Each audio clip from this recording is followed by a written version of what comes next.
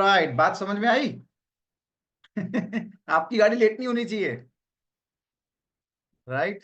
है ना? सो कहते हैं गोल्स क्यों बनाते हैं?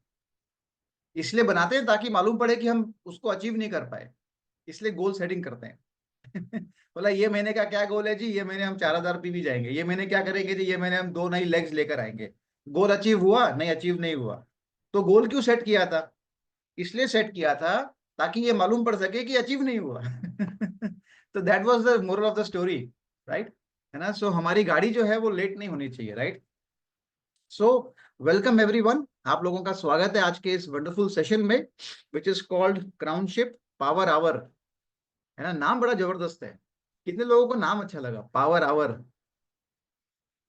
अच्छा लगा नाम? है ना? एकदम नाम के अंदर दम होना चाहिए। बाकी अंदर सेशन में कुछ हो या ना हो, लेकिन नाम में दम होना चाहिए। एनीवेज, सो सेशन में भी दम होगा। आज बहुत सारी बातें करेंगे आपके साथ में, एंड कुछ बातें आप भी करेंगे मेरे साथ में।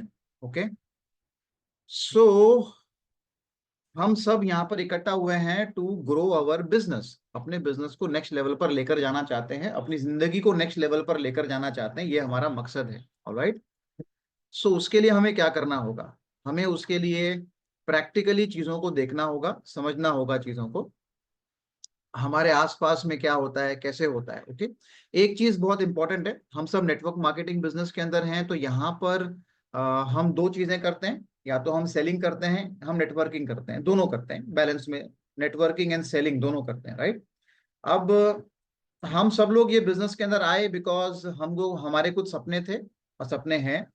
हम फुल टाइम कुछ ना कुछ नौकरी कर रहे हैं, कुछ ना कुछ बिजनेस कर रहे हैं, और फिर पार्ट टाइम में हम सब ने एमवे की बिजनेस की शुरुआत की, राइट? और अगर हमें डेली बेसिस के ऊपर इनकम को अर्न करना है, रोजमर्रा की जिंदगी में इनकम को अर्न करना है, तो शायद हमारी नौकरी तो अच्छी थी, हमारा दूसरा काम भी अच्छा है, फिर हमने एमवे बिजनेस की शुरुआत क्यों की? हमने इसलिए शुरू की ताकि फ्यूचर में हमारे बड़े बड़े सपने जल्दी पूरे हो सके और एक लॉन्ग टर्म सस्टेनेबल इनकम हमको मिल सके, हमारे बुढ़ापे का सहारा बन सके एक इनकम। बिकॉज हमें यह पता चल गया कि जो हम कर रहे हैं वो बुढ़ापे में नहीं मिलेगा। नौकरी की सैलरी बुढ़ापे में नहीं मिल, रिटायरमेंट के बाद नहीं मिलेगी। बिजनेस कर रहे हैं तो कहीं ना कहीं रिटायर करेंगे तो इनकम फ्लो स्टॉप हो जाएगा। अगर एमवे की इनकम जो है वो आपको month after month, year after year आपको मिल सकती है। सही बात है, करेक्ट? सो इसके लिए हमने बिजनेस स्टार्ट किया। सो अब यहाँ पर सेलिंग करके हम आज के महीने का अपना प्रॉफिट जो है वो अर्न कर सकते हैं, मगर नेटवर्किंग के द्वारा हम फ्यूचर के बेनिफिट्स को अर्न कर सकते हैं। ये हमें पता है, बखूबी पता है।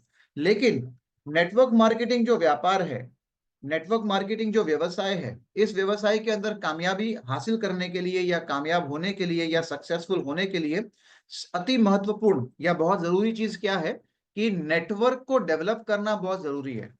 आप याद रखें, नेटवर्क चाहे कस्टमर्स का हो, नेटवर्क चाहे डिस्ट्रीब्यूटर्स का हो, वो नेटवर्क ही होता है।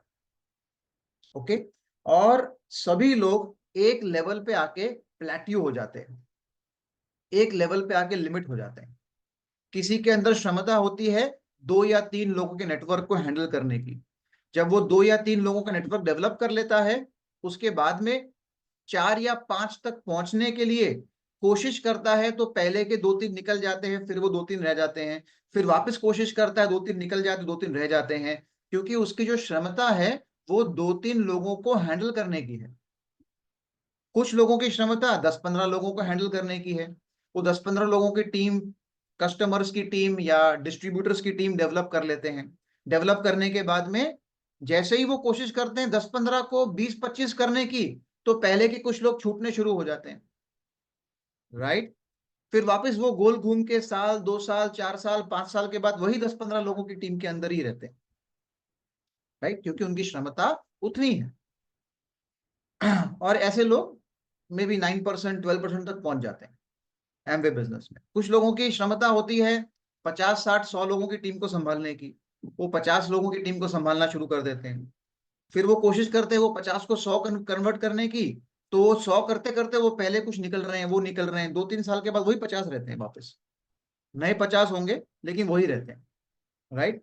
सो वो मतलब मैं आपको क्या समझाने की कोशिश कर रहा हूं कि एमवे बिजनेस के अंदर हमारा जो पिन है, हमारा जो पैसा है, हमारा जो नेटवर्क है, चाहे कस्टमर का हो चाहे डिस्ट्रीब्यूटर्स का हो, ये सब नेटवर्क हमारी हैंडल करने की जो क्षमता है, जो कैपेबिलिटी है, उसके ऊपर आधारित है। ओके, इतने साल से मैं एमवे बिजनेस में हूं और यहाँ पर अभी इस वक्त मेरे टीम जो लोग आप प्लग्ड है, आप बहुत कई सालों से प्लग्ड हैं आप इस बिजनेस के अंदर, है ना। कुछ लोग ये बिजनेस के अंदर आते हैं, मैंने देखा है 5-5 6-6 7-7 8-8 साल तक रहते हैं, एक को भी स्पॉन्सर नहीं कर पाते, एक दो कस्टमर भी डेवलप नहीं कर पाते, उनकी क्षमता ही नहीं किसी को हैंडल करने की, इसलिए वो कर ही नहीं पाते।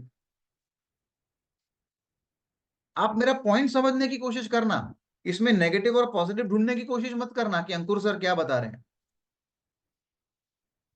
जॉन मैक्सवेल की किताब 21 इररेफ्यूटेबल लॉज ऑफ लीडरशिप, उसमें सबसे पहला लॉ वो है law of lid, LID, law of lid, LID। आप आपकी लीडरशिप की जो क्षमता है, कैपेबिलिटी, उससे ऊपर कभी भी अपने आप को, अपनी टीम को, अपनी सक्सेस को नहीं लेकर जा पाएंगे। लॉ ऑफ लिड, और वो प्रत्यक्ष रूप में एमवे के अंदर हमें नजर आता है। क्या ये एमवे के बाहर भी नजर आता है? एब्सोल्युटली। अभी हाल फिलहाल में महाराष्ट्र के इलेक्शंस हुए, मैं वोट करने को गया, तो मैं जब वोट करने को गया तो मैं लाइन में लगा था वोटिंग के लिए मेरा नंबर आने का वेट कर रहा था, तो वहां पे वो प्रिंट आउट चिपकाया होता है कौन कौन पार्टी के लोग वहां पे हैं जिनको आप वोट कर सकते हैं। और मैं तो हैरान हो गया, उसके अंदर तो 2-3 पार्टी ऐसी थी मेरे को तो पता ही नहीं है पार्टी भी है ना। मुख्य मुख्य 2-4 पार्टी के नाम पता है, लेकिन बाकी वो स्मॉल स्मॉल पार्टीज पता ही नहीं। मैंने थोड़ा बाहर निकला, बाहर निकल के कुछ यहाँ वहां लोगों से बातचीत की, है ना। एक पार्टी के बारे में मैंने इंफॉर्मेशन निकाली कि यार इसके बारे में मेरे को जानकारी क्यों नहीं है। तो मुझे मालूम पड़ा कि ये वो पार्टी है जो सिर्फ, मैं रहता हूँ चारकोप में, चारकोप की जो कॉन्स्टिट्यूंसी है उसके अंदर पिछले 26 साल से काम कर रही है ये पार्टी, मगर वो सिर्फ और सिर्फ चारकोप के अंदर ही वोटिंग के लिए खड़ी होती है, दैट्स इट। वो मुंबई के दूसरे कॉन्स्टिट्यूशन में खड़ी ही नहीं होती। 26 साल से एक पार्टी एक ही जगह पे खड़ी है, उसकी नेतृत्वता की लिमिटेशन ही उतनी है कि 26 साल से ग्रो ही नहीं हो पाया वो। फिर मैंने देखा वहां पर लिस्ट में कोई ऐसी पार्टी थी जो मुंबई के अंदर अलग अलग जगह के ऊपर उनका खड़ी है, मतलब, है ना, नेतृत्व अलग अलग जगह पे उनका वोटिंग है, मगर मुंबई के बाहर महाराष्ट्र के दूसरे सिटीज के अंदर उनका नहीं है। तो मेरे को ये समझ में आया कि ये पार्टीज भी 15-20-25 साल से लगी हुई हैं, लेकिन इनका नेतृत्व जो है वो सिर्फ मुंबई तक ही सीमित रह गया। फिर मैंने देखा वहां पर कुछ पार्टीज जो सिर्फ महाराष्ट्र स्टेट के अंदर ही है, वो अपने आप को इंडिया लेवल पर भी लेकर नहीं जा पाई, 50-50 साल से चल रही है।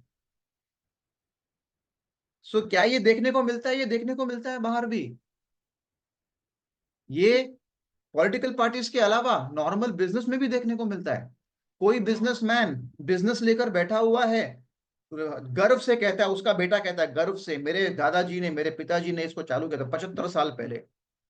आपका बिजनेस कितना फैल गया 75 साल के अंदर? ज्यादा नहीं फैला, यहीं पर थोड़ा बहुत करते हैं हम लोग, 50, है ना, 20-30 करोड़ के आसपास बस। 75 साल से अभी तक उतर ही पहुंचे। प्रॉब्लम क्या है? प्रॉब्लम नेतृत्व की एक्सपेंशन नहीं हो रही, लीडरशिप की expansion. Law of lid, law of lid आपके बिजनेस को, आपकी टीम को, आपके नेटवर्क को, आपकी सक्सेस को, आपकी सोच को, आपके माइंडसेट को, सबको रोक के रखता है। Okay, I am taking a pause. ये जो मैंने बोला, let that sink in your mind, इसको अपने माइंड के अंदर बैठने दो जो मैंने बोला, क्योंकि ये बहुत इंपॉर्टेंट है अगर हम ये बिजनेस के अंदर ग्रो करना चाहते हैं। मैं फाउंडर प्लैटिनम हूं, मुझे एमरल्ड जाना है, तो मेरे को मेरे लॉ ऑफ लिड पे काम करना पड़ेगा, मेरे को अपने लिड को इंक्रीज करना पड़ेगा, तो जाके एमरल्ड शिप बनेगी। एमरल्ड को डायमंड जाना है, ही हैज टू और she has to work on the law of lid, increase the law of lid, work on that. Okay, so John Maxwell की किताब के अंदर हमको ये समझ में आता है कि लॉ ऑफ लिड है, और ये लॉ ऑफ लिड जो है ये हमें लिमिट करता है हमारी सक्सेस को। अब सवाल ये उठता है कि इसको बढ़ाए कैसे। सो ये आज की जो पावर आवर जो है मीटिंग, वो इस पर्पस के ऊपर है, ताकि मैं आपको ये बता सकूं कि प्रैक्टिकली मैं कुछ आपको चीजें सिखा सकूं, बता सकूं मेरे अनुभव से, कुछ ऑब्जर्वेशन से, दूसरे लीडर्स को देख के जो मैंने सीखा, कि हम सब मिलकर, और ये जो मैं आपसे बात करूंगा वो सिर्फ आपके ऊपर अप्लाई नहीं करेगा, वो मेरे ऊपर भी अप्लाई करेगा। ओके, हम सब मिलकर अपने लीड को इंक्रीज कर सकते हैं, एनहांस कर सकते हैं। ऑलराइट, कैसे? इमेजिन करिए कि आप एक बहुत बड़े ग्रुप को या बहुत बड़ी कम्युनिटी को लीड कर रहे हैं। इमेजिन करिए कि ना आप एक बहुत बड़े ग्रुप को, कस्टमर्स हैं आपके पास में, एक 30-40 कस्टमर्स का एक मतलब नेटवर्क है, या फिर आपके पास में डाउनलाइन टीम है, या फिर एक कम्युनिटी है जिसको आप रन कर रहे हैं। ओके, और आपको ऐसा फील हो रहा है कि ये स्टेगनेंट हो गया है, इससे ऊपर बढ़ ही नहीं रहा, मेरा पर्सनल पीवी इतने से ऊपर जा ही नहीं रहा, मेरा ग्रुप पीवी इतने से ऊपर जा ही नहीं रहा, आपको ऐसी फीलिंग आ रही है मान लीजिए, और लोगों का जो पार्टिसिपेशन है वो डिक्लाइन हो रहा है, आप लोगों को इंस्पायर करने में फेल हो रहे हैं, आप अपने बिजनेस को, अपने टर्नओवर को, अपनी इनकम को आगे लेकर जाने में, जो आप अर्न कर रहे हैं वो कमा रहे हैं, और मे बी शायद वो सेटिस्फाइड होगा कि हाँ मैं 50,000 रुपया महीना कमा रहा हूँ, कमा रही हूँ, वाह वेरी गुड वेरी गुड। लेकिन शायद आपके सपने और बड़े हैं, आप उसको 1 लाख में कन्वर्ट नहीं कर पा रहे, आप उसको 75,000, 1.5 लाख में कन्वर्ट नहीं कर पा रहे इनकम को, आप वही सैलरी के ऊपर, वही चीज के ऊपर आप लिमिट बांध के बैठे हैं। You have to increase the law of lead. Number 1, self assessment and self awareness. आपको आपको अपने फैमिली मेंबर्स को पूछना चाहिए क्वेश्चन, कि तुम्हें क्या लगता है कि मुझे क्या इंप्रूव करने की जरूरत है, जिसकी वजह से मेरा एमवे बिजनेस ग्रो हो सके। तुम्हें क्या लगता है? आपको अपने सभी मेंटोर्स को पूछने की जरूरत है, खाली एक ही मेंटोर को नहीं, आपके बहुत सारे मल्टीपल अपलाइंस हो सकते हैं, सबको ये सवाल पूछो। आपको क्या लगता है? रॉबी जी तक पूछ लो सबको। आपको क्या लगता है? चेरी जी को पूछो कि मुझे मेरे बिजनेस को ग्रो करने के लिए मुझे क्या चेंजेस लेके आने चाहिए, मुझे क्या करना चाहिए। एंड जो आपको आंसर मिले उसको अपना माइंड ओपन रख के पहले पेपर पे लिखो, और लिख के एनालाइज करो। हो सकता है कि आपके अपलाइन ने कुछ आपको बोला जो आपको सूट ना करे, आपको लगे नहीं मेरे अंदर तो ऐसी कोई प्रॉब्लम नहीं है, अरे उसको दिख रही है, आपको लग रहा है नहीं है, उनको दिख रही है, आप लिखो तो सही पेपर के ऊपर। That is a time for self assessing. तो लॉ ऑफ लीड को इंक्रीज करना चाहते हो तो सबमिट करना पड़ेगा आपके फैमिली मेंबर्स को, राइट? ठीक है, यहां पर तो अगर आपका कस्टमर का नेटवर्क है और कस्टमर से टर्नओवर नहीं बढ़ रहा, वो नहीं हो रहा, तो आप कस्टमर्स को भी सर्वे कर सकते हो, कस्टमर को भी फोन करके पूछ सकते हो आपको क्या लगता है कि मेरी सर्विस में क्या और इंप्रूवमेंट लेके आना चाहिए, जिससे कि और अच्छा बिजनेस हो सके, आपको अच्छी सर्विस मिल सके। हाँ, एब्सोल्युटली, राइट। आप अपने आप को मास्टर मत समझिए, you have to you have to come down mindset नीचे, एंड आपको कस्टमर्स को, आपके अपलाइंस को, आपके फैमिली मेंबर्स को पूछना चाहिए। They will guide you, they will tell you जो उनको फील हो रहा है, एंड जो भी आंसर मिले उसको पेपर पे लिखने का, और लिखकर एक्सेस करने का, मतलब असेसमेंट करने का खुद का, क्या ये वाकई हो रहा है, एंड ऑब्जर्व करना शुरू करने का खुद के बारे में। That is called self awareness. पहले अवेयरनेस तो बनाओ कि हाँ यार मेरे में शायद लॉ ऑफ लिड को, कैसे हमको लग रहा है कि यार, मुझे लग रहा है कि यार मैं ऐसे बात नहीं करता, लेकिन मेरे अपने तो ऐसे बात करता है, इससे ज्यादा तेरे कस्टमर निकल जाते हैं। Oh my god, I have to change. So that is the time that you get an idea. Law of lid को इंक्रीज करने का ये पहला लेसन जो आप और हम अप्लाई कर सकते हैं हमारे अपने ऊपर।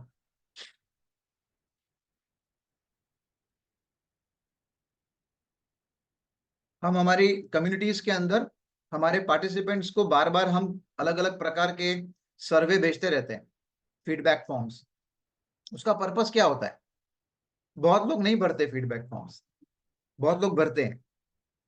उसका पर्पस क्या होता है? उसका पर्पस यही होता है कि हमें फीडबैक मिलता है ना। अब इतने समय से फीडबैक फॉर्म इतने सारे जा रहे थे, एक कस्टमर जो आउट ऑफ इंडिया से प्लग हुई हमारे कम्युनिटी के अंदर, ओके, फ्रॉम पाकिस्तान वाली हमारी कस्टमर जो है, जो आरोग्य वेब में है, तो वो कस्टमर ने एक फीडबैक के अंदर क्या लिख के दिया पता है?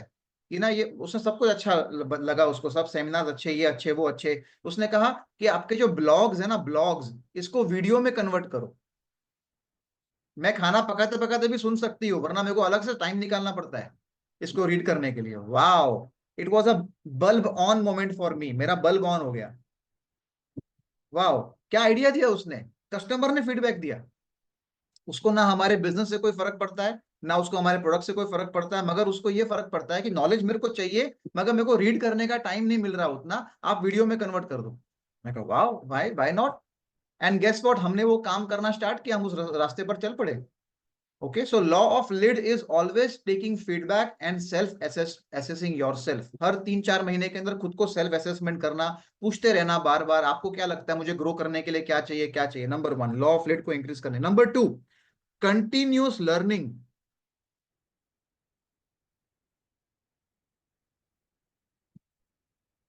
लगातार सीखना। जो पहला पॉइंट था, उसमें से जो पॉइंट्स मिले, आपको लगता है कि हाँ मेरे में ये कमी है, ये कमी है, ये कमी है, तो वो कमी को पूरा करने के लिए मुझे क्या सीखना चाहिए। मान लीजिए कोई बिजनेस ओनर है यहाँ पर, और उसको उसके फैमिली मेंबर से एक कमेंट आता है कि आप शायद फाइनेंशियल ट्रांजैक्शंस में प्रॉपर नहीं है। इसका मतलब क्या हुआ कि वो फाइनेंशियल मैनेजमेंट बराबर नहीं कर पा रहा है। तो उसको लर्न करना चाहिए, उसको अपनी लर्निंग को बढ़ाना चाहिए कि कैसे मैं फाइनेंशियल मैनेजमेंट अच्छा कर सकता हूँ।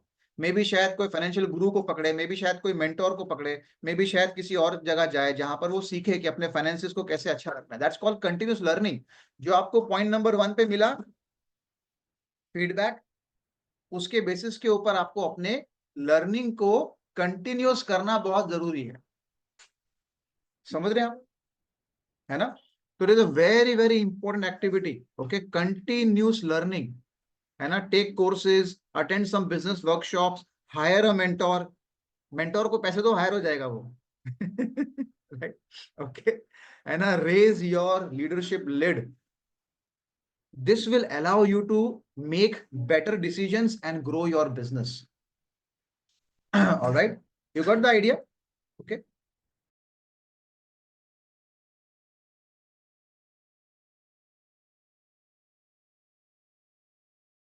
Alright, yeah, so so that is very very important. Okay, clear हो रहा है सबको, है ना? लगातार कंटिन्यूसली लर्न करना, सीखना। Okay, point number 3, delegation and empowerment. सब काम आप करेंगे तो आप अपने बिजनेस को नेक्स्ट लेवल पर नहीं लेकर जा पाएंगे। जो जो जहां पर भी हैं आप, जिस भी जगह पे हैं, you have to start delegating, you have to start removing time for building this business. Okay, यहाँ पर मैक्सिमम फीमेल्स हैं, है ना? घर का भी साफ साफ सफाई रखूंगी, खाना भी मैं बनाऊंगी, है ना? बिजनेस भी मैं करूंगी, सब्जियां भी लेकर आऊंगी, सब कुछ मैं करूंगी, आपके पास टाइम ही नहीं मिल रहा है बिजनेस के बारे में बैठ के सोचने का। You have to start delegating, hire somebody, और अपने फैमिली में कोई है तो उसको डेलीगेट करिए। आप जब समय डालेंगे ना, जो फोकस जिस चीज के ऊपर है वो चीज ही हो रही है आपके साथ में। फोकस खाना बनाना है तो खाना ही बनाए रहे बस, फिर पैसा नहीं कमा रहे। फोकस घर की साफ सफाई है तो साफ सफाई हो रही है, पैसा नहीं कमा रहे। Right, so you have to start hiring people, start empowering people. घर में बच्चे हैं तो बच्चों को रिस्पॉन्सिबिलिटी देना स्टार्ट करना। दैट्स कॉल्ड डेलीगेशन, है ना? जो काम कोई और कर सकता है तो मैं वो काम क्यों करने बैठूं, उसकी जगह पर मैं वो काम करने पे फोकस करूं जो मैं कर सकता हूं, जिससे प्रोडक्टिविटी मेरी बढ़ जाए। Right, that will help you to enhance your law of lid. Okay, ठीक है। Delegation and empowerment. Number 4, building effective communication. आपको, अगर आपको लगता है कि भाई मेरे टीम में कुछ लोग हैं, लीडर्स हैं, कुछ आए लोग, अब वो बिजनेस के अंदर नहीं है और शायद चले गए, you have to work on your communication skills. Right, ठीक है। एक चीज मेरी याद रखना, जिस दिन आपके डाउनलाइन को फील होना शुरू हुआ कि मेरे को मेरे अपलाइन से वैल्यू मिलना बंद हो गया है, उस दिन वो आपके बिजनेस से बाहर निकल जाएगा। सिंपल। जिस दिन डाउनलाइन को फील हुआ कि ये जो मीटिंग्स होती है, हैंग आउट, ये जो इवैल्यूएशन वर्कशॉप होता है, इसमें से वैल्यू मिलना बंद हो गई है, उस दिन से वो अटेंड करना बंद कर देगा। Okay, so that is a very important thing, that's why continuously आपको अपने आप को अपग्रेड करना, आपको अपने कम्युनिकेशन स्किल्स के ऊपर काम करना पड़ेगा, आपके डाउनलाइंस के साथ में, आपके कस्टमर्स के साथ में। You have to properly communicate with them. वो चीजें जो आपको फील हो रहा है कि नहीं बराबर नहीं है ना, सब कुछ व्हाट्सएप और एसएमएस के ऊपर कुछ चीजें होती हैं, सब चीजें नहीं हो सकती। कुछ कुछ आपको फोन कॉल करने पड़ेंगे, कुछ कुछ आपको विजिट करने पड़ेंगे लोगों के घर पे, डाउनलाइंस के घर पे। सब सब मीटिंग ऑनलाइन नहीं हो सकती। You have to create a bond, physical bond, online bond, सब प्रकार के बॉन्ड बनाने पड़ेंगे। Okay, right. एंड आपको अपने कम्युनिकेशन स्किल्स के ऊपर काम करना पड़ेगा if you want to grow your law, the leadership lead. Okay, आपको ग्रो करना है तो you have to work on your communication skills.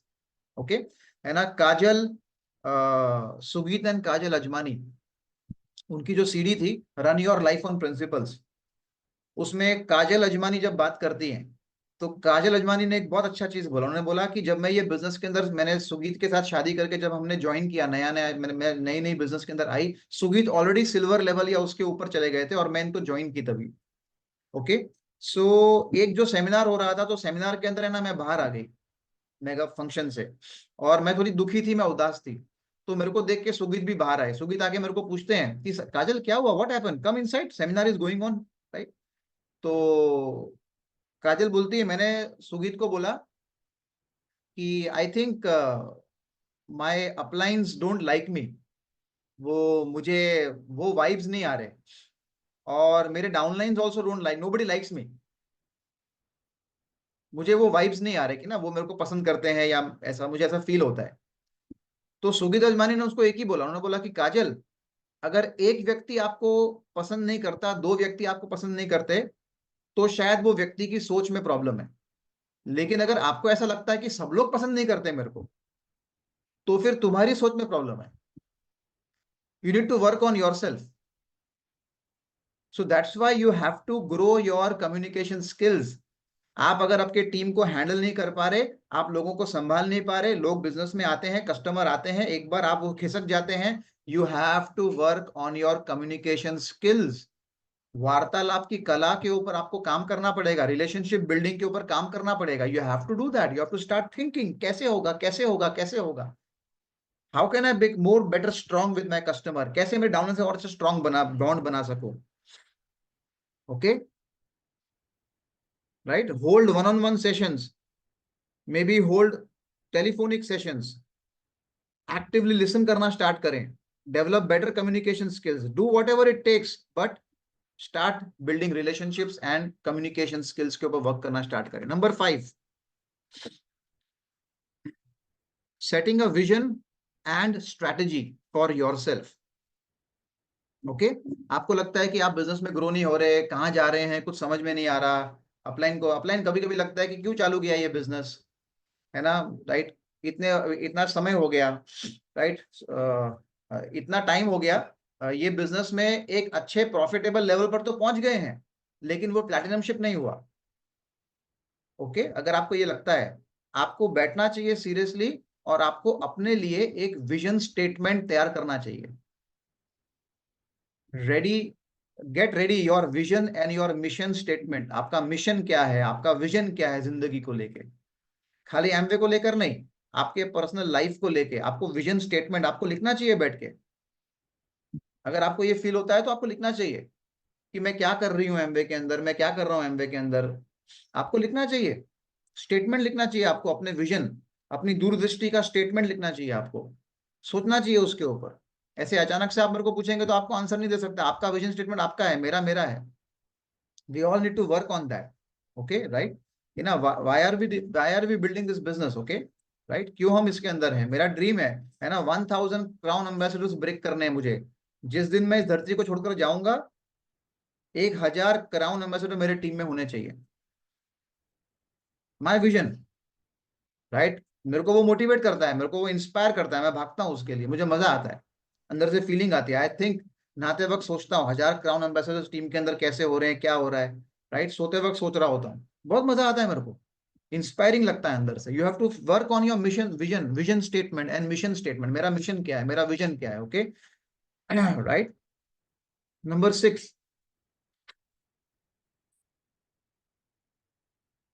Learn from failures.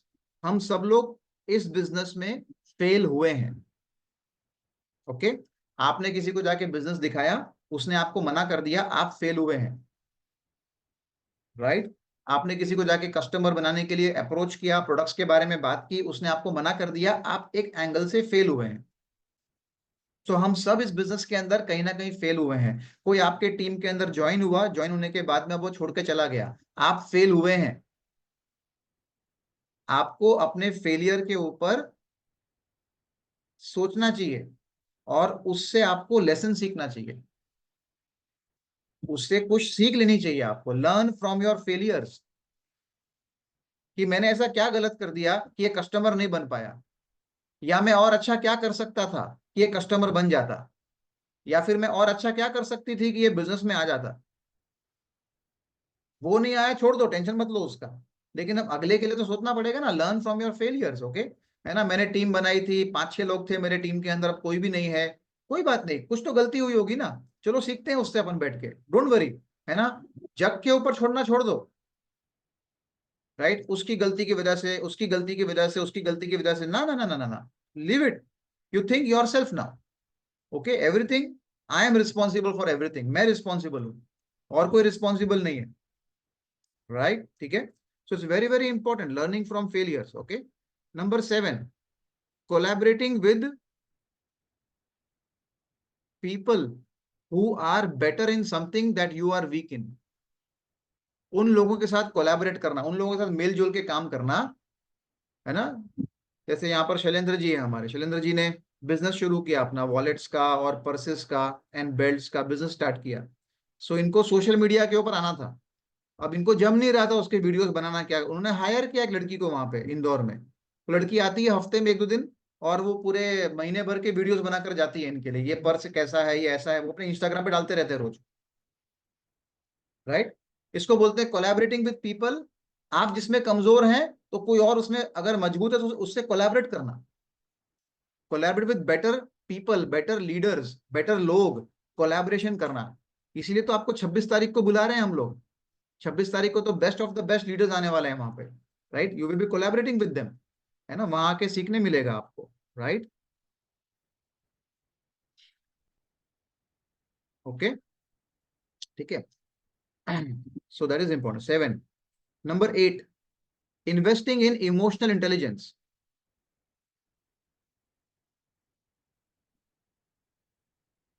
Okay, आपको अपने इमोशनल इंटेलिजेंस के ऊपर काम करना पड़ेगा, by learning how to manage your emotions, how to empathise with others, and resolve conflicts constructively.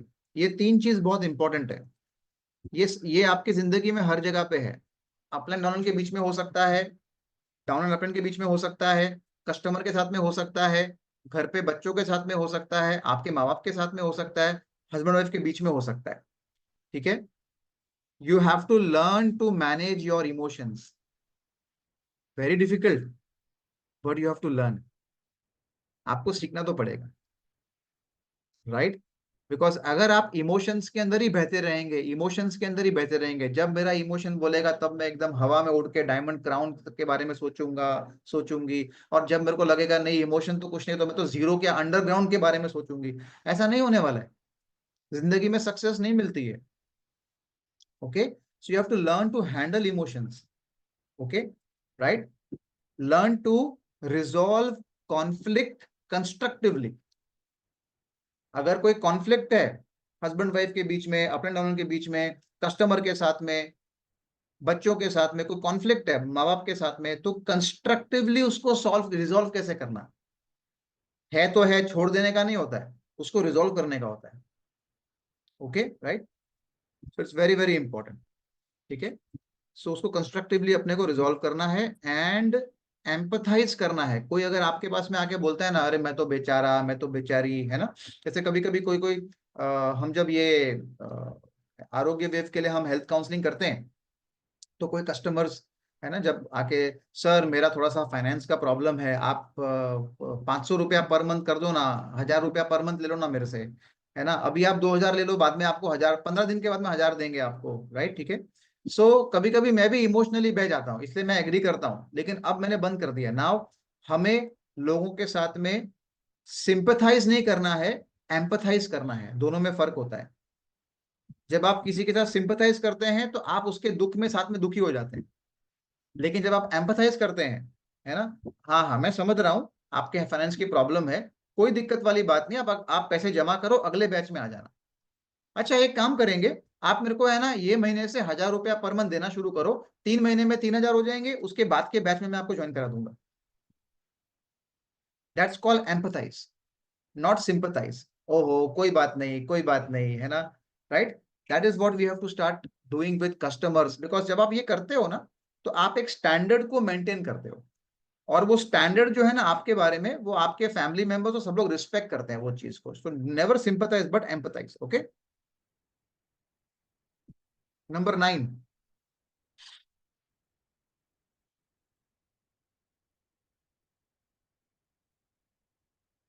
Trekking and measuring growth. आपको tracking करना पड़ेगा, इस पे से कंटाला मत करना कभी भी। कितने कस्टमर्स को फोन लगाया, कितने लोगों को अप्रोच किया, कितने कोल्ड कॉन्टेक्ट्स किए, जो भी आप काम कर रहे हैं इस बिजनेस के अंदर, आपको वो सब चीजों को ट्रैक करना पड़ेगा। वो डेटा आपको हेल्प करेगा आपको ग्रो करने में, आपके लीडरशिप लेवल को इंक्रीज करने में, दैट डेटा। इसके लिए आप वो मत करिए, अरे यार कौन संभालेगा, कौन कैसे करेगा, है ना, मैं तो भूल जाती हूँ। तो याद रखो ना, आपको आगे बढ़ाना है ना, बिजनेस को नहीं बढ़ाने का आपको, तो करना चाहिए आपको, डेटा मैनेज करना चाहिए आपको, है ना। रात को सोने से पहले हिसाब किताब लिखते हो, ये भी लिखना चाहिए आपको, आज पूरे दिन के अंदर मैंने एमवे के लिए क्या किया। राइट, आपके मेंटोर, आपके कोच या आपके मेंटोर आपको हेल्प ही नहीं कर पा रहे। क्यों नहीं हेल्प कर पा रहे? बिकॉज उनके पास में इनफ डेटा है ही नहीं कि आपने काम क्या किया है। मैंने बहुत कस्टमर बनाए, बहुत कस्टमर बनाए। ओके ग्रेट, कितने कस्टमर बनाए नंबर बताओ। सर 7 कस्टमर बनाए। ओके ग्रेट, ये 7 कस्टमर्स तक पहुंचने के लिए कितने लोगों को अप्रोच किया? वो तो पता नहीं सर।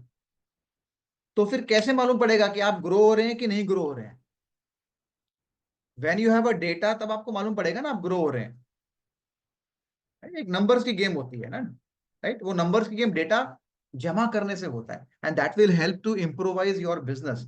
हर एक बड़ा बिजनेसमैन डेटा को मैनेज करता है, और डेटा मैनेज करने के लिए एक एम्प्लॉय भी हायर करता है। सब डेटा मैनेज होता रहता है, right.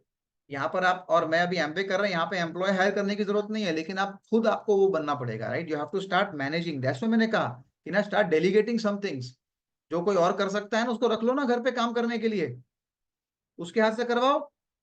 Sir time, data manage तो टाइम ही नहीं सर, प्लान दिखाएं, डेटा मैनेज, कस्टमर बनाए, डेटा मैनेज, घर का साफ सफाई। अरे घर के साफ सफाई के लिए कुछ हायर करो, तो टाइम मिलेगा, डेटा मैनेज हो जाएगा, right. So these are some things जो मेरे माइंड में आए, कुछ पॉइंटर्स जो मेरे को लगा कि मेरे को आप लोगों से शेयर करना चाहिए, है ना। बिकॉज हम सब लोग स्ट्रगल कर रहे हैं, इसी एक ही नाव में है, लीडरशिप के लिड को इंक्रीज करना है। तभी हमारी नाव चेंज होगी, तभी हम नेक्स्ट नाव में जाएंगे, सिल्वर, प्लैटिनम, एमरल्ड, डायमंड, है ना, हम ये सब चीजों के ऊपर मूव ऑन करेंगे, राइट, है ना। सो बताइए क्या सीखने को मिला आपको आज।